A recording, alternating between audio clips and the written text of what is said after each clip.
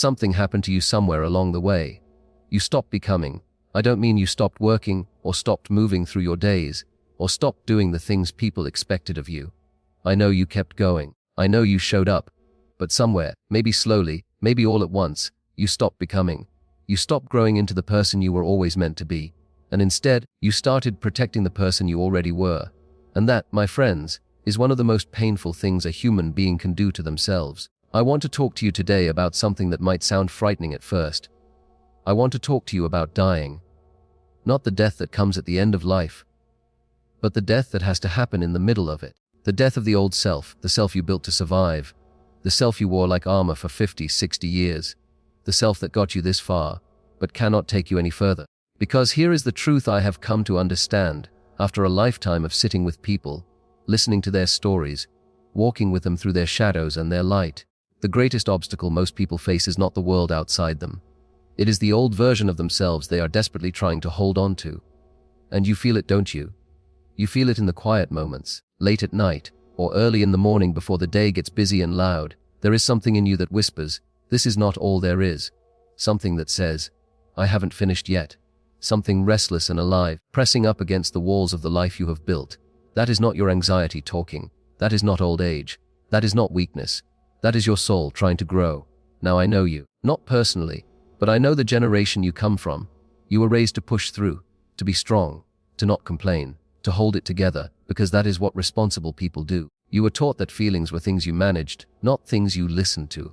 You were told that who you are is who you have always been, and that changing is something close to betrayal. Betrayal of your family, your community, your past. And so you learned to stay the same. You learned to carry the same identity, the same stories about yourself, the same old wounds wrapped carefully in the same old explanations. You became, in many ways, a loyal servant to a version of yourself that was built for a completely different time in your life. But here is what I want you to understand. That version of you, the one you have been protecting, was built for survival, not for meaning. It was built by a younger person who was doing the best they could. It was built under pressure, under fear, under the watchful eyes of people who may have loved you but did not always understand you. It was built out of necessity, and it served you well. I am not asking you to be ashamed of it. I am not standing here telling you that your past was wrong, or that you failed, or that the life you lived was not real. It was real. Every bit of it. The hard work, the sacrifice, the love you gave, the storms you survived. All of it was real and it mattered deeply. But my friend, you are not that person anymore. Life has changed you. Loss has changed you. Time has a way of hollowing out the things we thought were solid, and filling those empty places with something deeper. If we let it. If we have the courage to let the old die so the new can breathe. Think about a tree in winter. From the outside it looks dead. It looks bare. There is no color, no leaf, no visible sign of life.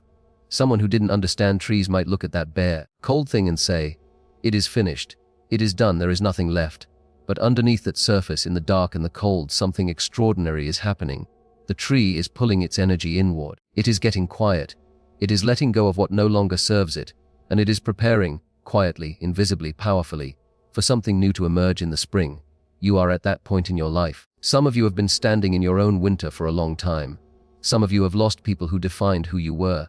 A spouse, a parent, a lifelong friend, and when they left, part of the identity you had built around them went with them.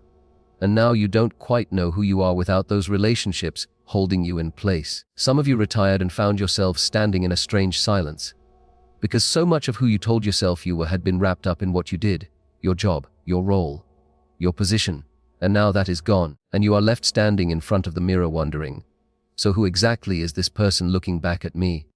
Some of you raised children, gave everything you had to that beautiful and exhausting work, and now the house is quiet and the children have their own lives, and you feel something you can't quite name. Not sadness exactly, something more complicated than sadness. A question, is there more for me? Is there still something I am supposed to become? The answer is yes. There is more. There is always more for as long as there is breath in your body. But, and I want you to really hear this, you cannot get to what is next while you are gripping with both hands what came before. You cannot walk forward while you are looking backward with such desperate longing. You cannot become who you are meant to be while you are still insisting on remaining who you used to be. Something has to be released. Something has to be surrendered. Something that you have been carrying, perhaps for decades. Something that once felt like your identity but has slowly, quietly become your prison.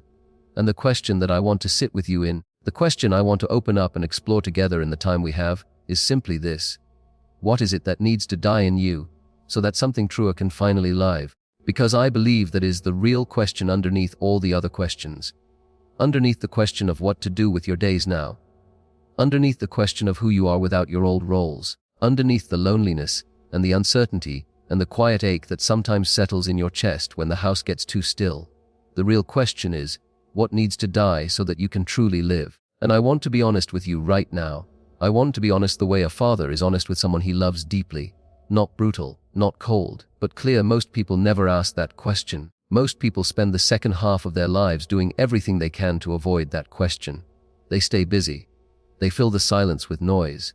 They watch the hours pass and tell themselves they are content, when really they are just comfortable. And comfortable, my friends, is not the same thing as alive. I have seen it too many times.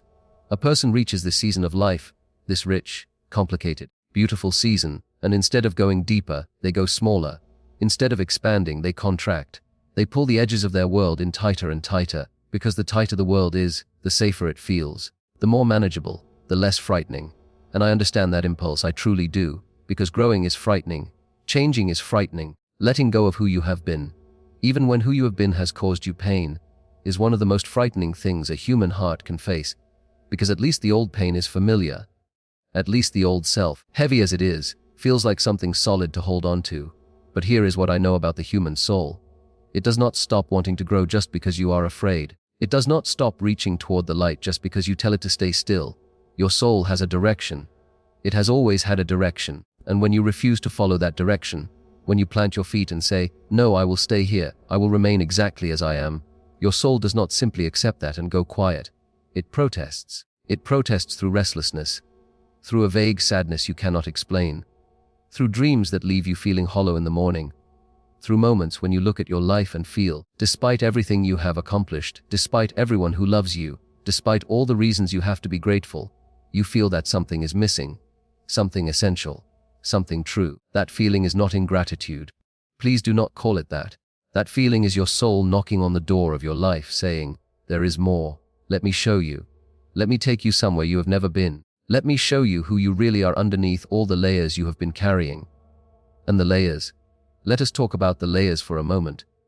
Over the course of your life, you have built up layers around yourself. Some were built out of love.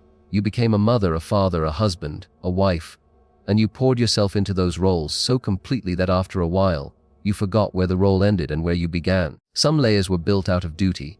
You did what was expected. You were responsible. You kept your word. You carried what needed to be carried. And some layers, and this is the one I want you to sit with, some layers were built out of pain. Out of the things that hurt you and were never fully healed.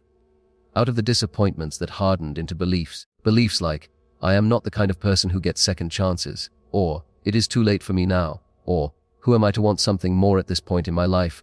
Those beliefs feel like facts. I know they do. They feel like simply the way things are. But they are not facts. They are old stories. Stories that were written by a younger, more wounded version of you, in a time when you needed those stories to make sense of the world. And those stories have done their work. They carried you through hard seasons. But they were never meant to be permanent. They were never meant to become the walls of the house you live in forever. They need to come down, not all at once, not violently, not in a way that leaves you with nothing to stand on, but gently, honestly, one wall at a time. You need to let those old stories go. I think about a man I once knew. He had worked his entire life with his hands, built things, fixed things, took enormous pride in being the person others depended on. And then his body began to slow down the way bodies do, and he could no longer do the things he once did. And rather than letting that chapter close with dignity and turning to face what was next, he spent years in a kind of furious grief, angry at his body, angry at time, angry at anyone who tried to help him, because accepting help felt like admitting defeat. He had confused his identity with his capability. He thought that when his strength diminished, his value diminished with it. And no one had ever sat with him and said, "That is not who you are. That was something you did. But who you are is something far deeper than that. Who you are cannot be taken by age or illness or the passage of time." I wonder if some of you recognize that man. I wonder if some of you have made the same quiet mistake. Tied your sense of worth to something that was always going to be temporary. A role that was always going to end. A version of strength that was always going to change form. And now that the temporary thing has passed or changed, you feel somehow less. like something essential has been subtracted from you. But I want to tell you something, and I want you to really let it land. Nothing essential has been subtracted from you. Not one thing. What has happened is that the outer layers have been stripped away, and that feels like loss. It feels like diminishment, but it is actually, and I know this is hard to hear at first, it is actually an invitation. A painful, disorienting, deeply important invitation to discover what was underneath those layers the whole time. Because underneath the role, there is a person. Underneath the capability, there is a soul. Underneath all the things you did and built and carried and proved, there is something in you that was never about any of that. Something that existed before the job, before the title, before the family roles, before all the years of striving. Something that God put there before the world got its hands on you. And that is what this season is calling you back to. I truly believe that. I believe it with everything I have. This season of life that so many people treat as a slow closing, it is not a closing, it is a clearing. Like when a forest fire burns through the old dry wood and everyone mourns what was lost. But then in the spring, the most extraordinary wildflowers push up through the ash. Things that could never have grown in the shade of the old trees. Things that needed exactly that kind of clearing to finally have room to bloom. You are in that clearing, and the question is not whether the fire came, it came. Loss came, change came. Time came. The question is what you will do now, standing in the clearing. Will you spend all your remaining days mourning the old trees? Or will you look down and notice the wildflowers that are already beginning to push through the ground beneath your feet? Because they are there. I promise you they are there. But here is where I need to be urgent with you. Here is where I need to speak to you not just as someone who cares about you, but as someone who understands how quickly time moves. And I think you understand that too, better than most. You have watched enough sunsets now to know that they do not wait. Do not waste this season. Please, I am asking you with everything I have. Do not waste this extraordinary, difficult, sacred season of your life by simply enduring it, by keeping your head down and pushing through and waiting for it all to be over. That is not living. That is just surviving, and you have already spent enough of your life in survival mode. You deserve more than survival. And more than that, the world needs more than your survival. The people around you, your children, your grandchildren, the younger people who are watching you, whether you know it or not. They need to see what it looks like to grow old with courage. They need to see what it looks like to face the stripping away of the old self, and still choose to go deeper rather than smaller. They are watching, and what you do in this season will teach them something that no words ever could. It will either teach them that the second half of life is something to be feared and endured, or it will teach them that it is something to be entered with open hands and an open heart, trusting that the God who brought you this far has not run out of plans for you. Because He has not. That is something I need you to hear clearly. Whatever you believe, whatever your faith looks like, whatever name you use when you speak to the divine in your quiet moments, there is something greater than yourself that has been present in your life from the very beginning. That has carried you through things you were certain would break you. That has placed longings in your heart that the world never fully satisfied. Because those longings were never meant to be satisfied by the world. Those longings were meant to bring you here, to this moment, to this question: who are you really, underneath everything? Who are you made to be? And are you willing, truly willing, to let the old answer die, so that the true answer can finally rise? Because that is what this is really about. Not just psychology, not just self-improvement, not just finding a new hobby or a new routine or a new way to fill your days. This is about something far more serious and far more beautiful than any of that. This is about your soul finally becoming what it was always meant to be. And I know that some of you are sitting with resistance right now. I can feel it. Some of you are thinking, I am too old for this. The time for becoming is behind me. I have lived my life and now I am simply finishing it. And I want to sit right next to that thought and look at it carefully, because that thought, that quiet, resigned, heartbreaking thought, is perhaps the most dangerous one you will ever have. It is dangerous not because it is loud. Loud thoughts are easy to fight. This one is dangerous because it is so soft, so reasonable, so dressed up in the clothing of humility and practicality that it slips past your defenses without you even noticing. And it settles in, and it dims the light in your eyes just a little, and it slows your step just a little, and it narrows your world just a little. And after a while, you have forgotten that you ever burned with anything at all. Do not let that thought win. Please, I am not saying this casually. I am saying this because I have watched it happen. I have watched good, deep, beautiful people slowly disappear into that thought. Not all at once, quietly, gradually. The way a candle dies not in a sudden gust but in a slow, gentle fade when nobody is watching. You are not a candle fading. You are a person with a soul that God has not finished with yet. And I need you to believe that, not just intellectually, not just as a nice idea you carry around politely. I need you to believe it the way you believe in the ground beneath your feet. Solid, certain, unshakable. Because here is what I have come to understand after everything I have studied, everything I have observed, every conversation I have ever had with a person in the deep places of their life. The people who age with grace and power and genuine peace are not the ones who had easier lives. They are not the ones who suffered less or lost less or faced fewer storms. They are the ones who were willing to keep going inward, who were willing to keep asking the hard questions even when the answers were uncomfortable, who were willing to surrender the old self again and again, trusting that what emerged each time was closer to the truth of who they really were. They were willing to let God keep working on them. And that is what I am asking of you today. Not perfection, not some dramatic transformation that happens overnight. Just willingness, just the simple, courageous act of opening your hands and saying, I am not finished yet. I am willing to be changed. I am willing to let go of what I have been holding, even if I do not yet know what will replace it. That willingness is everything. It is the seed of everything that is about to grow in you. Think about the people in your life who you have loved the most. The ones who left the deepest mark on your heart. I would be willing to wager that they were not the ones who had everything figured out. They were not the ones who never struggled or never doubted or never sat in the dark wondering what it was all for. They were the ones who stayed open, who stayed tender, who kept their hearts soft even when life gave them every reason to go hard. That softness is not weakness. That openness is not naivety. That is the bravest thing a human being can be, and it is available to you right now, today, in this very moment, not when you feel more ready, not when your circumstances change, not when the grief has fully passed or the confusion has cleared or the fear has finally left you alone. Right now, because the truth is, the readiness you are waiting for is never going to arrive the way you imagine it will. You are never going to wake up one morning feeling completely prepared to shed the old self and step into something new. That is not how it works. That is not how it has ever worked for anyone. You step forward first, and the ground appears beneath your feet as you step. That is faith. That is what faith has always meant. Not certainty, not the absence of fear, but moving forward anyway, with trembling hands and a willing heart, trusting that the one who made you has not brought you all this way to abandon you now. He has not, and I want you to hear me say that as clearly and as warmly as I possibly can. You are not too old.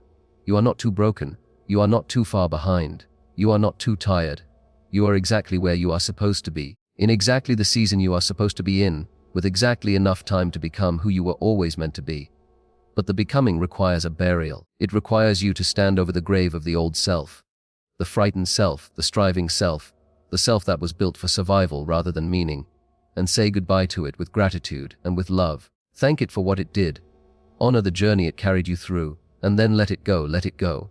Because on the other side of that letting go is something I cannot fully describe in words, a lightness, a clarity, a sense of coming home to yourself that you may not have felt since you were very young, before the world told you who to be, before the weight of expectation and responsibility and fear settled onto your shoulders, before you forgot that underneath all of it, there was simply you. Beloved, whole enough. That person is still there. They have been waiting for you, patiently and faithfully, through all the decades and all the seasons and all the long years of carrying what you carried. They are waiting for you right now. Go to them. Shade what no longer serves you. Release what you have outgrown. Stand in the clearing, even if it feels bare and unfamiliar and frightening, and lift your face toward whatever light you can find, because light always comes. It has always come for you before, and it will come again. You are not at the end of your story. You are at the most important chapter, the one where everything you have lived and lost and learned finally comes together into something true, something real, something that could only have been written by a life as full and as hard and as beautiful as yours. So I am asking you today, with all the love and all the seriousness I carry in my heart, to make a decision, not tomorrow, not when the time feels right, today. Decide that you will not go small, decide that you will not go quiet, decide that the old self, as familiar and as comfortable as it is, does not get the final word. You do, and the word you choose, starting today, is yes, yes to growth, yes to change, yes to the deeper, truer, freer version of yourself that has been waiting patiently inside you all along. That yes will change everything,